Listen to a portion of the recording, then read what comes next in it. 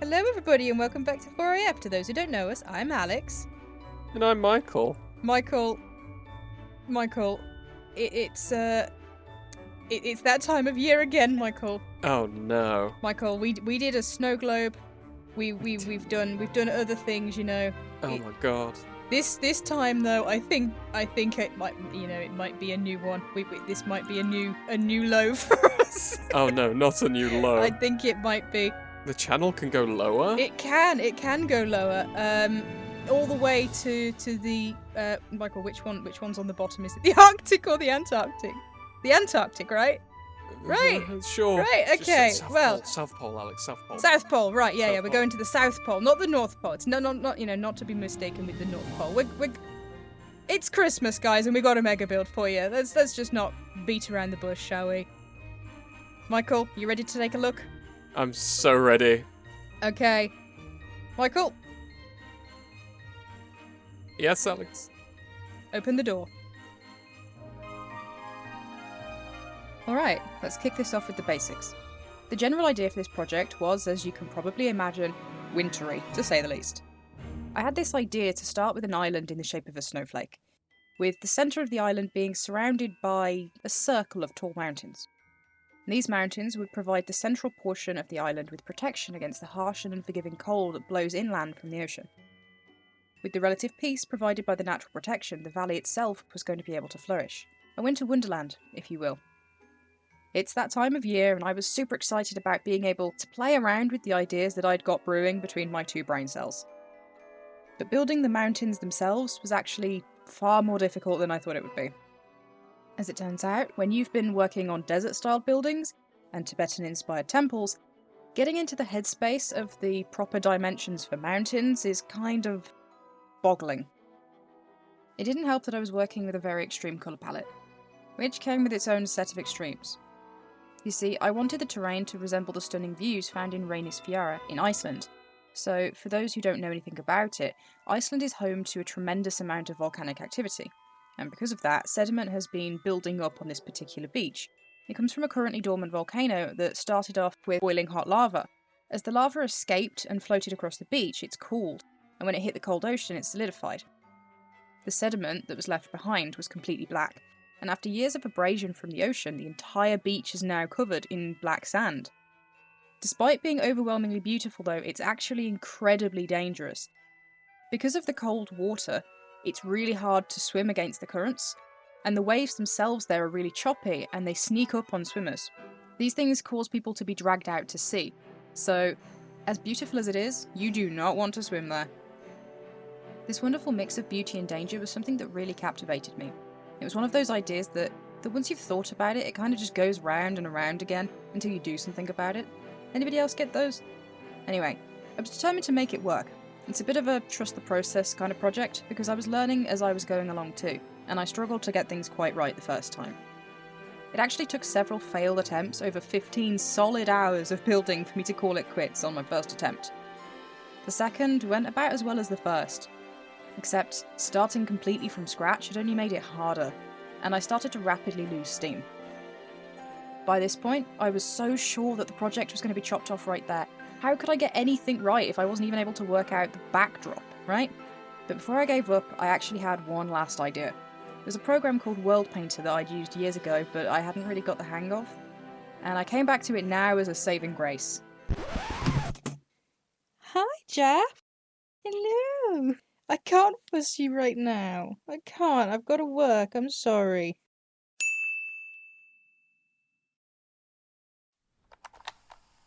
Right, where were we? This is where things get a little iffy for a bit. See, I've never tried to record World Painter, so I actually broke the clip really badly. All I could salvage was a couple of photos between the breakages, so we're going to have to jump straight to the finished piece. On the plus side, I think I know how to fix the problem if I'm ever in a situation where I need to use it again. Anyway, thanks to World Painter I'd got my mountains, or the beginning of them. But I made sure to keep my second attempts with World Edit in the mix, because as fun as it is to see the World Painter mountains, I also wanted a little piece of it to be mine, by hand too. And I wasn't willing to give up everything that I'd done yet. So my handmade mountains are in there too. They just look a little worse. Anyway, Because this project is so huge, seriously, it's by far the biggest thing that I've ever built, and it might be for a while yet, I had to use a mod in order to increase my render distance to show all of this off. And even if it wasn't able to fully keep up a lot of the time, I decided to break it up into sections and pray. For the main pieces, I chose to divide it into quarters for the outside edges, and then make the centerpiece all at once. I started in the northeast quarter by adding in these huge glaciers. I did a whole bunch of research to make sure that they were even possible, and I do add more realistic ones in other places later. These in particular I wanted to make as tall as possible. This isn't completely realistic. It's a fantasy project, so I didn't limit them by conventional rules. A lot of glaciers that you see, you might not even recognise as glaciers. I know before this project that I wouldn't have known to call them that. In fact, mountain glaciers are usually more like large frozen rivers or collections of snow that build up on the mountain on their way down. You know how on mountains there are those paths that look snowy and then there's the bits around them that are just completely rock? Yeah, apparently those are glaciers. Or one type anyway. These were obviously more fantastical in nature, but the huge slope that I moved onto afterwards, at least that's a little bit more realistic. For this quarter I had an idea in mind. In fact, I had an idea for every quarter. Because this island is so unlucky as to be somewhere so inhospitable, I figured maybe there was a reason that this island survived. Maybe it wasn't an accident. If that was true, what kind of beings could possibly have protected the island? I came up with this idea of huge guardian spirits frozen above the place that they have sworn to protect.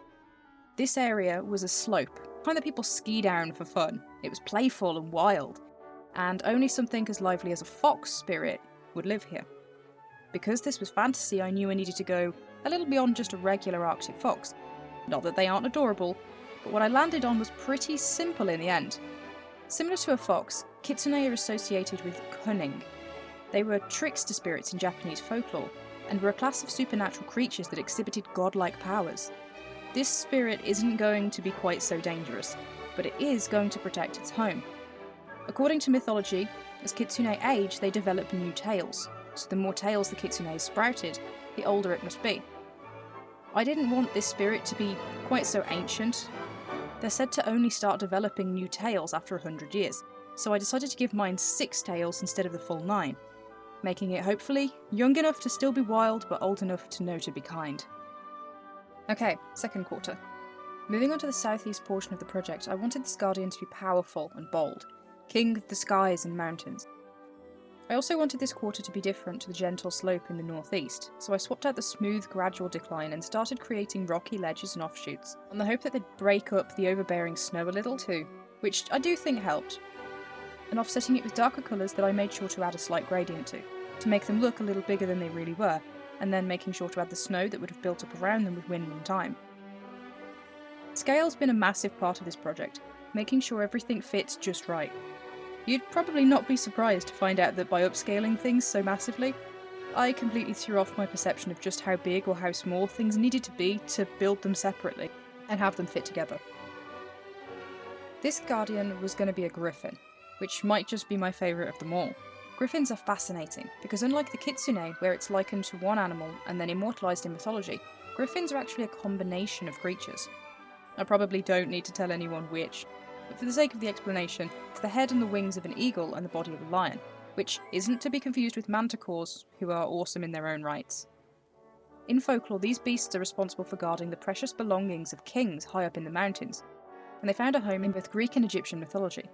Because they were first mentioned in Greece, it's a pretty sound guess to say that these hiding places were somewhere in the Ural and Carpathian Mountains in Central Asia. But don't go treasure hunting just yet. This griffin isn't protecting gold, it's protecting the island. By this point, I'd say we have enough mountains for the backdrop, and for this quarter in particular, I wanted to do something a little bit more unique. I wanted this side to be far more water heavy, and far bluer, something that will make sense later, but for now I'm just going to preface this with a yes, I do know that Turkey is a reasonably hot and dry country with mild winters. So it might surprise you to hear that there is actually somewhere in Turkey that looks straight out of the Arctic. Pamukkale is a natural site in the Denizli province of southwestern Turkey that got its name, meaning cotton castle in Turkish, from the stunning end result of a long-going process, where deep beneath the earth a vast source of water is heated by volcanic lava. This heated water dissolves pure white calcium and becomes saturated with it, which as the water rises to the surface flows into springs in the cliffs. These springs are over 200 metres high, and as the water pours over the edge and cools, it hardens the high content of dissolved calcium bicarbonate, which creates these beautiful, cloudy-looking calcium deposits of pure white rock. The water continuously flows, and as it does, it pools and pours over the edge of these deposits. This process has created shelves and ridges in the landscape in which natural pools of water collect. The water is warm and rich in carbonate minerals, making the thermal pools, or travertines, an absolutely beautiful must-see for tourists going to Turkey. Pamukkale is actually situated back-to-back with the ancient Greco-Roman city of Hierapolis, and the two are recognised as a UNESCO World Heritage Site. The Romans always did have an eye for luxury, and they built Hierapolis as a spa city so that citizens could come and enjoy the health benefits of the hot mineral water. Here's a pretty fun but useless fact. Back in the 70s, shopkeepers would put bottles of wine into the channels of hot water, because as long as it was freely pouring, it was purifying itself. And after a few days, the bottles would be completely covered in pure white calcium, giving them a pretty white coat.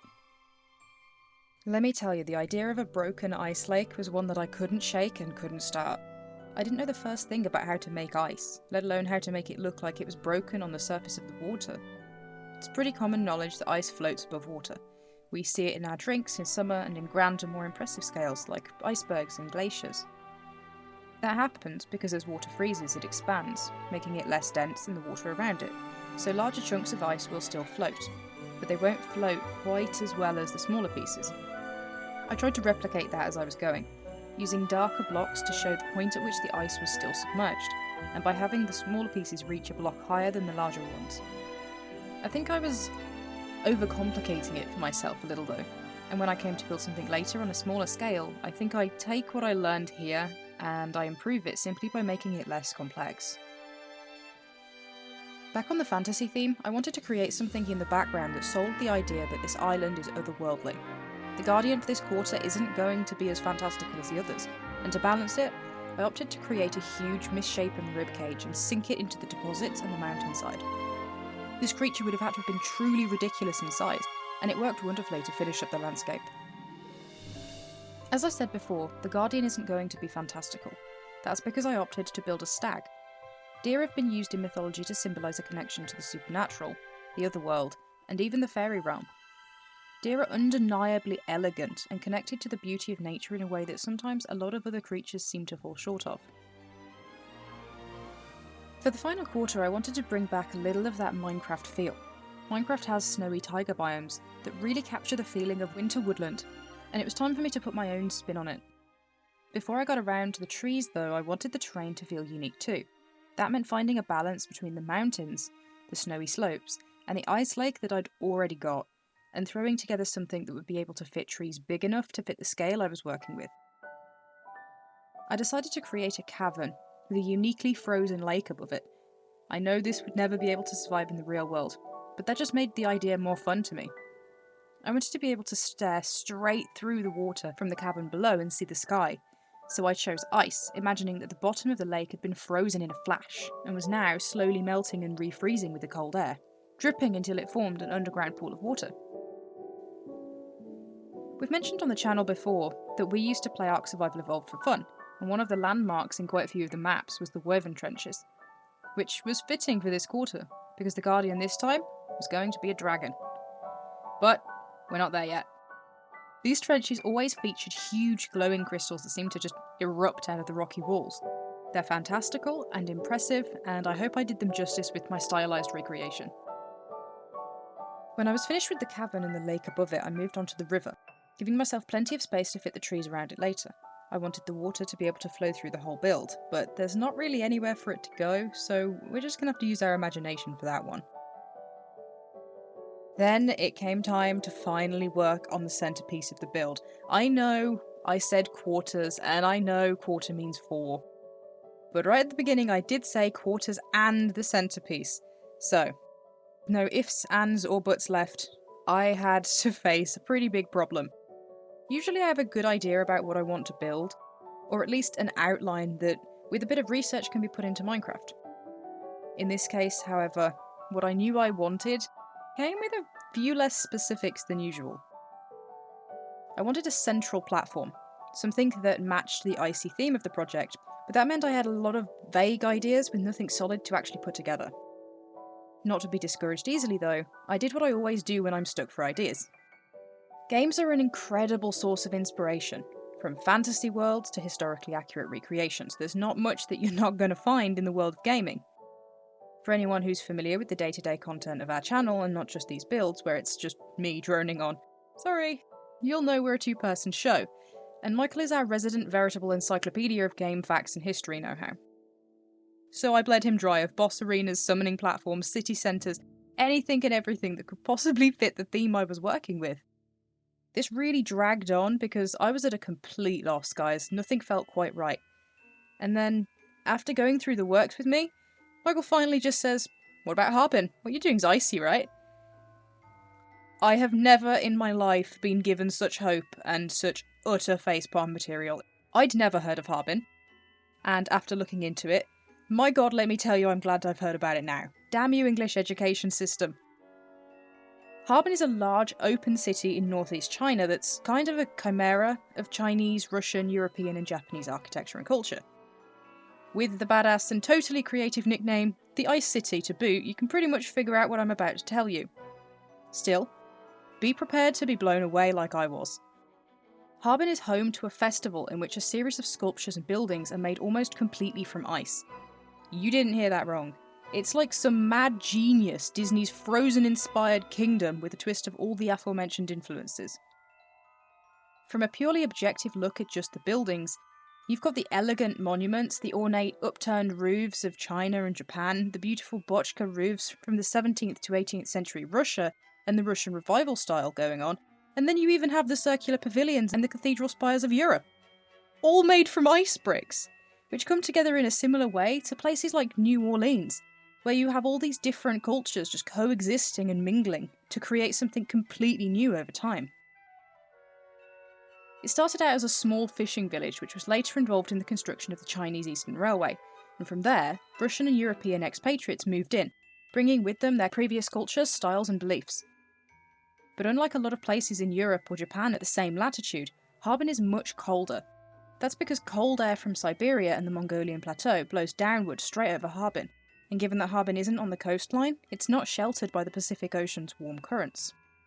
All in all, that brings the temperatures down to minus 27 Celsius, or minus 18 Fahrenheit for those of you in America. Being that cold, it's a perfect place for their ice and snow festival, which is the largest snow festival in the world, made possible by just how long the winter period is there. The festival lasts more than 2 whole months, the opening ceremony of which is always started on January 5th, so it's not too late to check it out this time around if anyone's super interested and has the means. Unless you're watching this late, in which case, sorry people, there's always next year.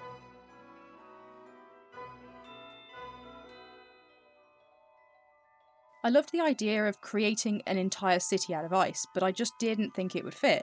And with only so much time left before Christmas, and the desire to get this project out for you all, I had to pick something specific.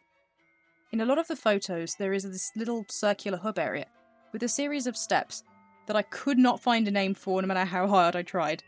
It has this sort of circle of arches around the outside, and what resembles a circular pergola in the middle of it.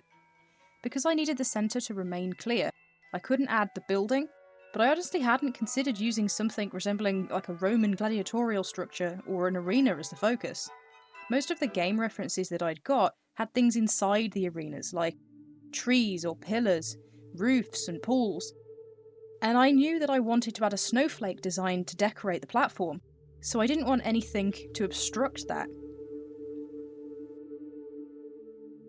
I wanted this podium to be more of a meeting place than a boss arena.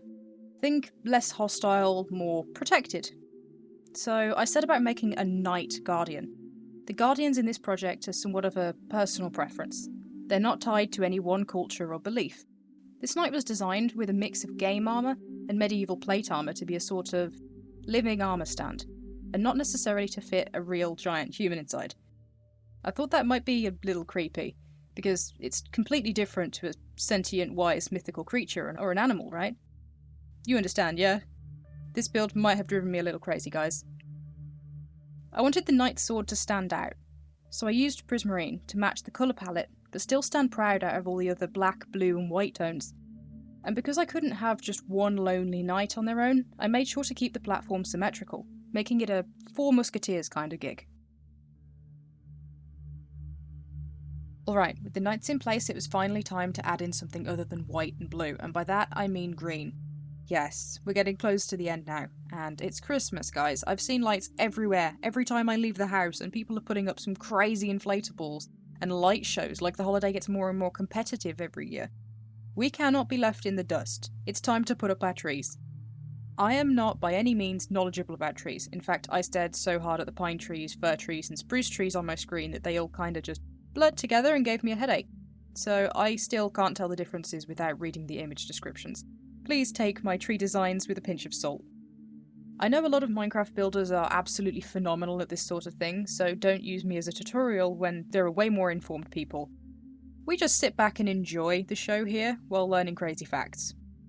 The one constant in all the different tree types I was looking at was this firm, mostly straight trunk, with long, curvy branches that seem to sag under the weight of their greenery, and even more so under the weight of the snow. I started it off with the wooden structure simply so I could look at the kind of shape it would make when it was filled out, without trying to peer through all the different kind of leaf textures to see it.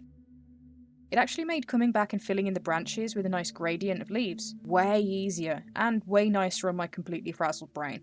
10 out of 10 recommend. Placing them in, I wanted the one denser area and then a nice dotting everywhere else with a bit of a focus around the middle. This was mostly so that I could show off just how massive the knights are and how ridiculously big the central platform is. It was also to explain why I didn't stick around and go into super detailed panic over the sides of the platform. From most angles, we won't even be able to see it. And finally, after everything, it was finally time for our last guardian. Near and dear to my heart as a fantasy game devourer, seriously guys, Dragon Age The Witcher, it's been a good year for me. I couldn't help myself. Dragons, guys, seriously, what's cooler? And considering this is a pretty cold but badass style with mountains and beaches inspired by Northern and Scandinavian views, it's only fitting. I went for a traditional European dragon with 4 legs, a long spiky tail and huge wings. In most cases, dragons are shown to have horns, but in some, those horns are swapped out for gills instead, which for me makes a lot of sense. Hear me out. So a pretty astonishing number of real-life maps had mythical creatures such as dragons drawn onto them to show that these areas were undiscovered or unexplored. The famous "here be dragons" that everyone has heard of, right? But that's also true of oceans, lots of oceans, whole areas that were too dangerous to sail across. If a creature had to exist purely in the sky, it couldn't live out in the middle of the ocean its entire life. Having gills would mean that this creature would be able to hunt in deep waters, instead of just doing shallow dives to try to feed itself, making the dragon a far more formidable creature, one that was adapted to living at great heights and even greater depths. I love this idea, so I just rolled with it, and I'm sure there's probably reasons against it, but why pick a fantasy theme if I'm not just going to roll with it? Alright, this is really it. We're at the end of the how it's made part. So, while we watch me hurriedly placing in all the guardians and making sure that they're snug to their terrain, I just want to say a really big thank you to everybody who's been watching this video. A huge thank you to everybody who's checked out our channel in general. We love you guys and we really enjoy bringing this kind of stuff to life for you, so if you enjoyed it, please like and subscribe. Our channel is really small and it's pretty unheard of, and we really appreciate all your wonderful comments and your interactions. Oh, and before we jump right into it, let's just say we may have a little surprise waiting for you all in the cinematics because of just how patiently you've been waiting. Well then, thank you all, happy holidays, and until next time.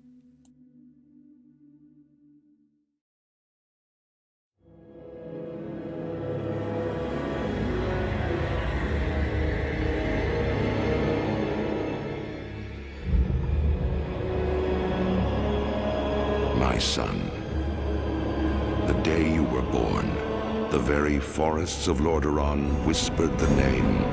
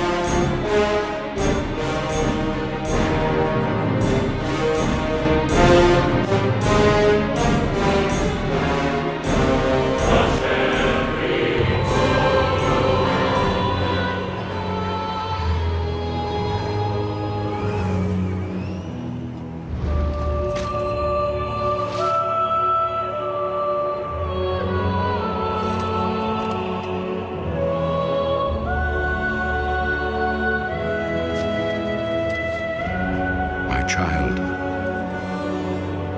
I watched with pride as you grew into a weapon of righteousness.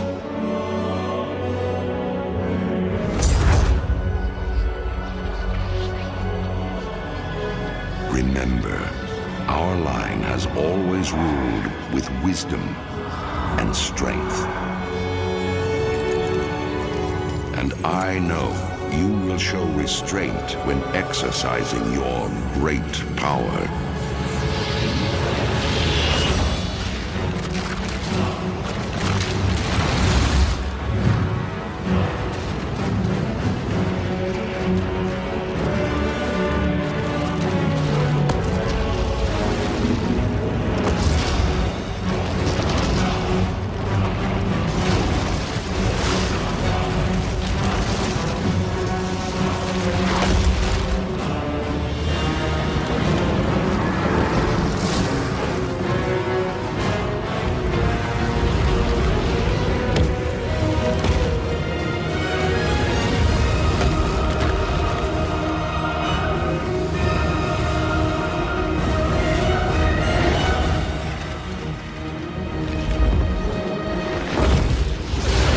Truest victory, my son, is stirring the hearts of your people.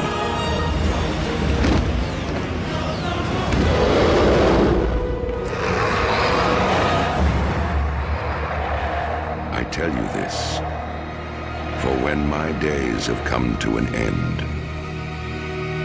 you shall be king.